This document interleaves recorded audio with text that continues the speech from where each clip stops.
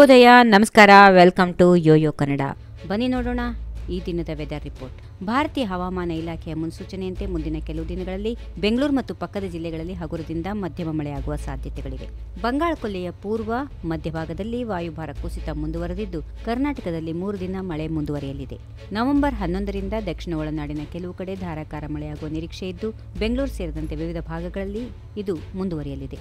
ಕರಾವಳಿ ಕರ್ನಾಟಕದ ಜಿಲ್ಲೆಗಳಲ್ಲಿ ಸಾಧಾರಣ ಮಳೆ ಇದ್ದರೆ ಉತ್ತರ ಒಳನಾಡು ಮತ್ತು ದಕ್ಷಿಣ ಒಳನಾಡಿನ ಜಿಲ್ಲೆಗಳಲ್ಲಿಯೂ ಮಳೆಯ ಸಾಧ್ಯತೆಗಳು ಇವೆ.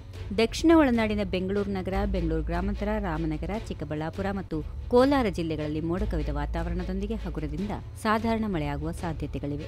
ಬಳ್ಳಾರಿ, ಬೆಂಗಳೂರು ನಗರ, ಬೆಂಗಳೂರು ಗ್ರಾಮಾಂತರ, ಚಿಕ್ಕಬಳ್ಳಾಪುರ, ಚಿಕ್ಕಮಗಳೂರು, ಚಿತ್ರದುರ್ಗ, ದಾವಣಗೆರೆ, ಹಾಸನ, ಕೋಲಾರ, ಶಿವಮೊಗ್ಗ, ತುಮಕೂರು ಮತ್ತು ವಿಜಯನಗರ ಜಿಲ್ಲೆಗಳಲ್ಲಿ ಬಿಸಿಲಿನ ವಾತಾವರಣ ಕಂಡುಬರಲಿದೆ.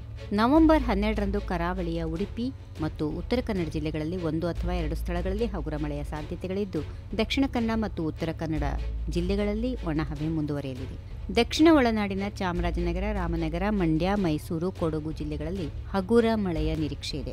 ನವೆಂಬರ್ 13 ಮತ್ತು 14ರಂದು ದಕ್ಷಿಣ ಕನ್ನಡವನ್ನು ಹೊರತುಪಡಿಸಿ ಕರಾವಳಿ ಜಿಲ್ಲೆಗಳು ಹಾಗೂ ಚಾಮರಾಜನಗರ, ರಾಮನಗರ, ಮಂಡ್ಯ, ಮೈಸೂರು ಮತ್ತು ಕೊಡಗು ಜಿಲ್ಲೆಗಳಲ್ಲಿ 1 ಅಥವಾ 2 ಸ್ಥಳಗಳಲ್ಲಿ ಹಗುರ ಮಳೆಯಾಗುವ ಸಾಧ್ಯತೆಗಳಿವೆ.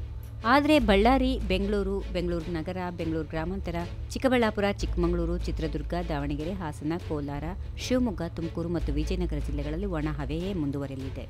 ಈ ವಿಡಿಯೋ ನಿಮಗೆ ಇಷ್ಟವಾದಲ್ಲಿ ಲೈಕ್ ಮಾಡಿ, ಶೇರ್ ಮಾಡಿ, ಸಬ್ಸ್ಕ್ರೈಬ್ ಮಾಡಿ.